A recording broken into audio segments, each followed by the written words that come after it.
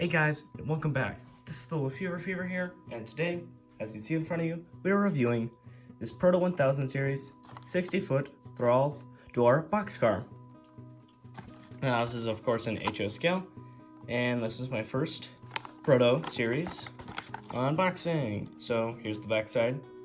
Pause if you guys want to read all of that text. But there you go. End of it. Here, and it says paid $10 for this at a local train show that I went to. So there's no identifying tag to this one, so you guys can't exactly look this one up. Alright. Let's get this out of its box here. Set that in the background. And let's take it on out. There we go. Alright.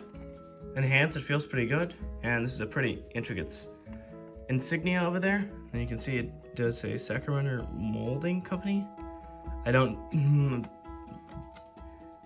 if I'm pronouncing that exactly correct, but a lot of intricate details, and let's talk about them right now. Right now, I'm taking a closer look at the details. Now you can easily see the text right up here, and quality wood products, as well as several warning labels, black boxes, and their insignia there. Now, let's get this low. So here's a closer look for you now. Close and lock. I was gonna say, you can see that right down the red text there, and you can even see the open and closes. Very finely written in there. Now the ends are fairly detail packed, although most of it is molding, and then you do have a little bit of printing up top.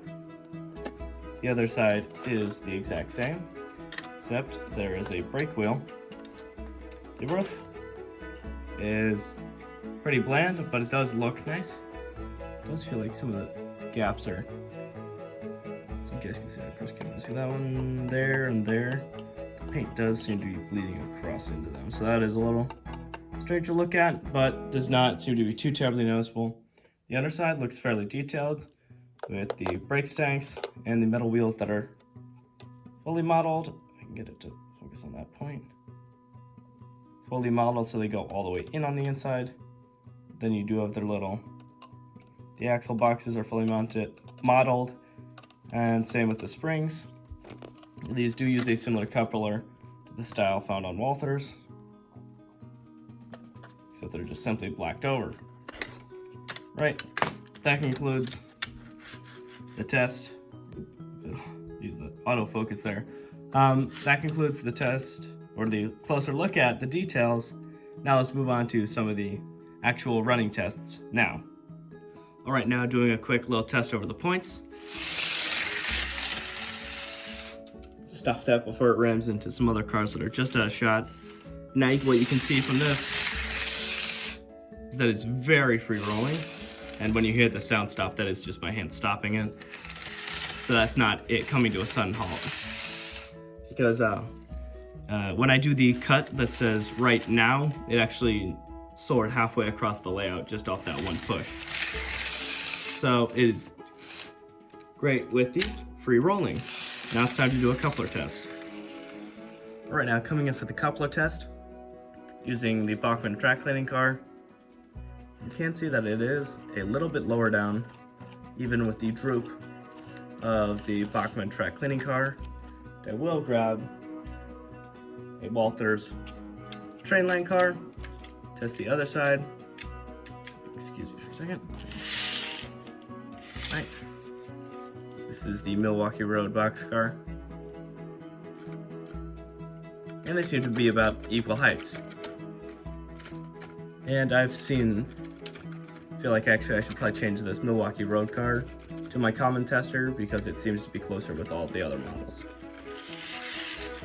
But does not seem to be a problem even at this height if you put quite a bit of tension on them, even though that one snapped there, but that was a lot of strength there. Ooh. Can you catch it? Oh, well, it's because it's on the ground. There we go. It's like there. Okay.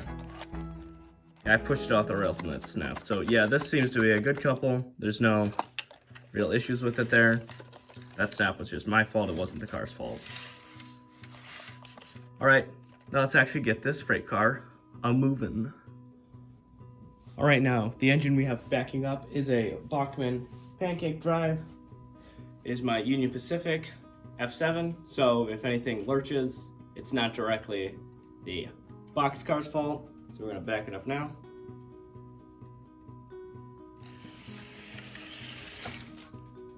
Right, sounds like it, and yep, looks like it's coupled.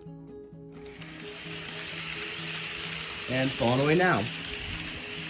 Now, one thing I do like about this Sacramento Valley car is the fact that it's not directly a Union Pacific car, although it seems to fit in with the dump car and the crane car as well. Even though those two technically are slight shades off, it might be hard to notice it on camera as it comes by again now here.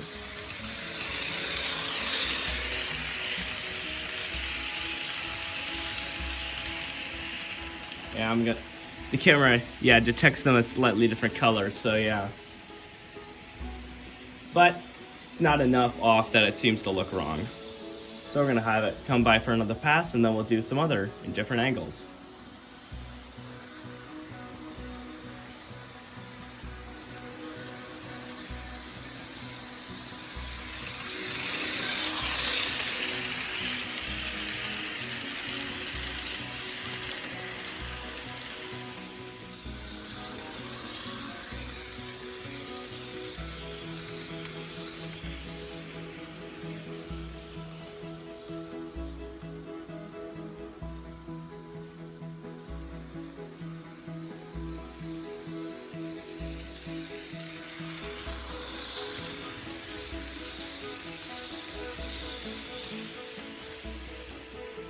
Alright, now let's see if we can try to stop it in shot here. It's always fun to do this segment to see if I can actually get it. Because so far I've actually never done a double take. Now I'm gonna jinx it before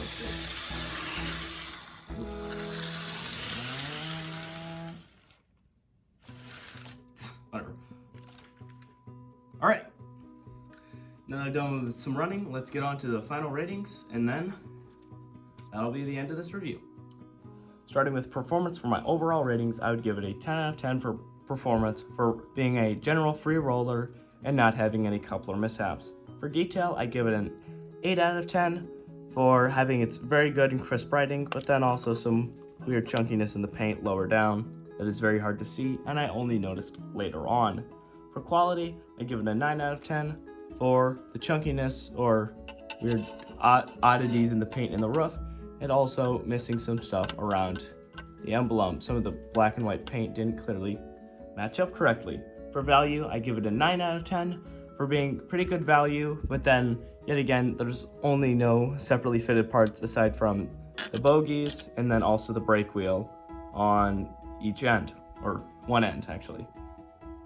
Overall, giving it a score of a perfect 9 out of 10, putting it in third place in my ratings for an overall good quality model, and for a 60-foot boxcar, I feel like this is good enough value that I can recommend it for other people to buy.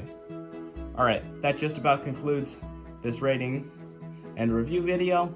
I'd like to thank you guys so much for watching, and please consider liking and subscribing, for I'm trying to get enough subscribers to actually start live streaming stuff and sharing my trains with you live instead of showing you these videos, 3 or 4 times a week.